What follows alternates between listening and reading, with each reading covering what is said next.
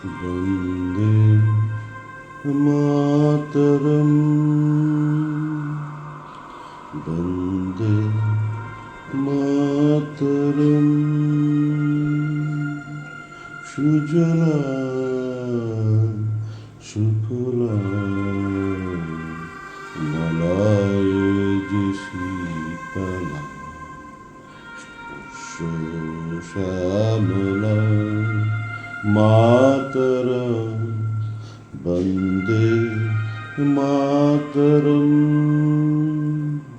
বন্দে মাতরম। নমস্কার। আজ 8ই এপ্রিল সাহিত্য সম্রাট বঙ্কিমচন্দ্র চট্টোপাধ্যায়ের প্রয়াণ দিবস।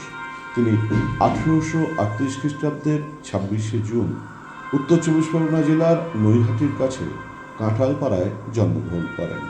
সেই সময় তার বাবা যাদবচন্দ্র চট্টোপাধ্যায় অবিভক্ত মেদিনীপুর জেলার ডেপুটি কালেক্টর পদে কর্মে নিযুক্ত হন। তার শৈশব কাঁঠালপাড়াতেই অতিবাহিত হয়। 5 বছর বয়সে তাদের কুলপুরোহিত বিশ্বম্বর ভট্টাচার্যের কাছে তার হাতে খড়ি হয়। ছোটবেলা থেকেই তিনি অসামান্য মেধাবী ছিলেন। তিনি একদিনে বাংলা বর্ণমালা করায়ত্ত করেছিলেন। তিনি কখনোই গ্রামের পাঠশালায় যাননি। পাঠশালার গুরুমশায় তার গৃহশিক্ষক হিসাবে নিযুক্ত ছিলেন। 1844 খ্রিস্টাব্দে তার বাবা তাকে মেদিনীপুরে নিয়ে যান এবং মেদিনীপুরের ইংরেজি স্কুলের প্রধান শিক্ষক এফ টিগের পরামর্শে সেই স্কুলে ভর্তি করেন। অল্প দিনের মধ্যেই তিনি নিজের কৃতিত্বের স্বাক্ষর রাখেন। জানা যায় তার বার্ষিক পরীক্ষার ফলাফলে প্রধান শিক্ষক সন্তুষ্ট হয়ে তাকে ডবল প্রমোশন দিতে উদ্যোগী হয়েছিলেন।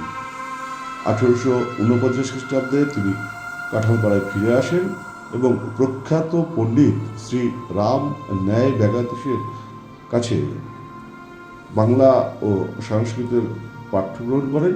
এছাড়াও পণ্ডিত হলধর তর্করত্ন চূড়ামণির কাছে তিনি মহাভারত শুনতেন এবং তিনি তাকে শেখান শ্রীকৃষ্ণ আদর্শ পুরুষ ও আদর্শ চরিত্র, যা পরবর্তীকালে তাঁর বিভিন্ন রচনায় প্রকাশ পেয়েছে।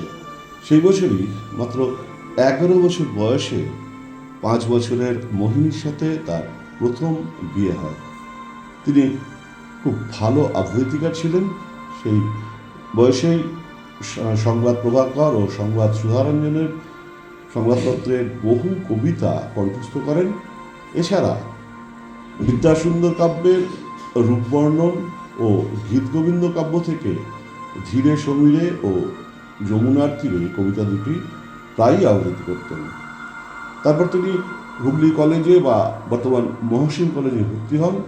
1853 খ্রিস্টাব্দে জুনিয়র স্কলারশিপ পরীক্ষায় 8 টাকা বৃত্তি লাভ সহ প্রথম স্থান অধিকার করেন।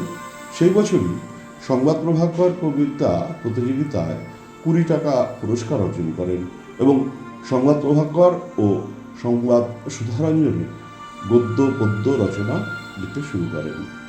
1856 খ্রিস্টাব্দে সিনিয়র বৃত্তি পরীক্ষায় সমস্ত বিষয়ে তিনি তার কৃতিত্বের নিদর্শন রাখেন এবং 2 বছরের জন্য 20 টাকা করে বৃত্তি অর্জন করেন। সেই বছরই তিনি আইন পড়তে প্রেসিডেন্সি কলেজে ভর্তি হন এবং আইন বিভাগের থেকে এন্ট্রান্স পরীক্ষা দিয়ে প্রথম বিভাগে উত্তীর্ণ হন। 1858 খ্রিস্টাব্দে 7ই আগস্ট তিনি ডেপুটি ম্যাজিস্ট্রেট ও ডেপুটি কালেক্টর পদে যশোর জেলায় কর্মে যোগদান করেন। 1860 খ্রিস্টাব্দে 9 ফেব্রুয়ারি মেদিনীপুরের নেগুয়ায় বদলি হন। 1859 খ্রিস্টাব্দে তাঁর স্ত্রী বিয়োগ ঘটে। অতঃপর 1860 খ্রিস্টাব্দে জুন মাসে হালিশহরের বিখ্যাত চৌধুরী বংশের রাজলক্ষ্মী দৌগির সাথে তিনি বিবাহ বন্ধনে আবদ্ধ হন। তারপর খুলনার 24 পরগনার বারুইপুর হয়ে 1869 খ্রিস্টাব্দের 15 ডিসেম্বর মুর্শিদাবাদে একই পদের কার্যভার গ্রহণ করেন ও 1871 খ্রিস্টাব্দের 10ই জুন পদোন্নতি পেয়ে কালেক্টরের পদ দায়িত্ব গ্রহণ করেন। তারপর কলকাতা, আলিপুর, কটকের জাজপুর, হাওড়ায় চাকরি করার পর 1885 খ্রিস্টাব্দের 1 জুলাই ঝিনাইদহে তার বদলি হন এবং 1891 খ্রিস্টাব্দের 14 সেপ্টেম্বর অবসর গ্রহণ করেন। তিনি অত্যন্ত নিষ্ঠার সাথে তার চাকরি জীবন অতিবাহিত করেছেন।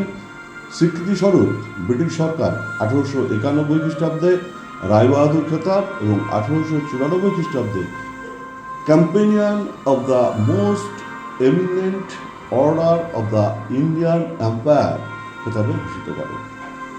গুরুত্বপূর্ণ পদের চাকরির পাশাপাশি বাংলা গদ্য ও উপন্যাস বিকাশে তার অবদান তাকে বাংলা সাহিত্যের অমরত্ব দান করেছে।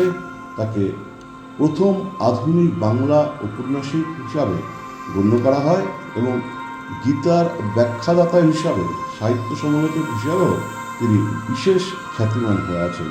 তাকে বাংলা উপন্যাসের জনক নামে অভিহিত করা হয় এবং তিনি বাংলা সাহিত্যের সাহিত্য সম্রাট। 1882 খ্রিস্টাব্দে তার রচিত আনন্দমঠ উপন্যাসের কবিতা বন্দে মাতরম 1937 খ্রিস্টাব্দে ভারতের জাতীয় স্তোত্র হিসাবে স্বীকৃতি পায়। 1894 খ্রিস্টাব্দের আজকের দিনে বহুমূত্র রোগের প্রকোপে তিনি মৃত্যুবরণ করেন। প্রয়াণ দিবসে ভারতের নবজাগরণের অন্যতম মুখ সাহিত্য সম্রাট বঙ্কিমচন্দ্র চট্টোপাধ্যায়ের প্রতি বিনম্র শ্রদ্ধা জানাই এবং আজকের দিনটি যে সকল উজ্জ্বল তারকা স্মরণীয় করে রেখেছেন তাদেরও জানাই সশ্রদ্ধ প্রণাম। আবার প্রতিদিনের শ্রোতা বন্ধুদের জানাই আন্তরিক ধন্যবাদ। নমস্কার।